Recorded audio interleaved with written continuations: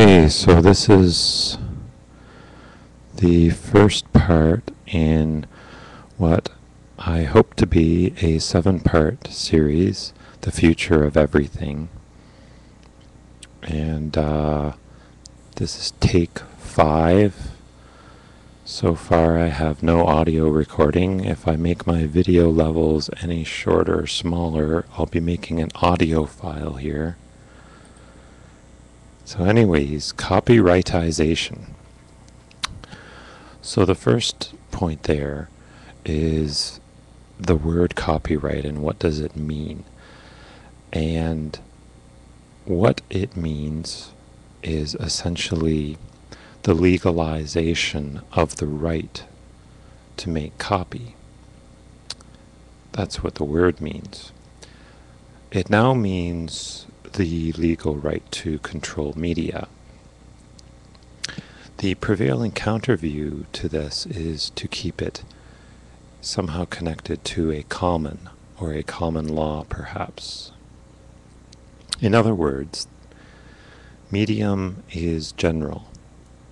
That is, it's transitory enough that it can be kept open for people to decide to use as they see fit. They themselves create.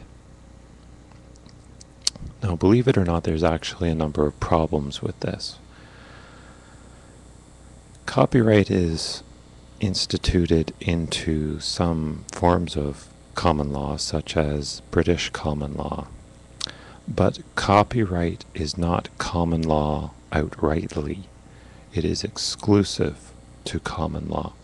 Copyright is a historic dinosaur essentially created to control the use of printing presses developed in Central Europe, and was the foundation for the linguistic development of the English language as a spoken word orientated language, as opposed to many historic and ancient languages which are more lyrical or ethnic or racial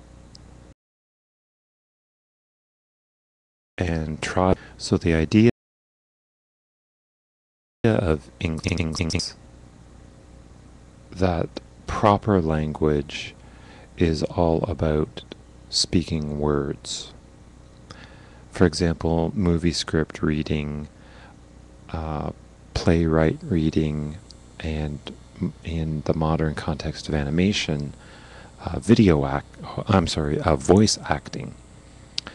So for something to be common, it absolutely must retain aspects of the universality of application here.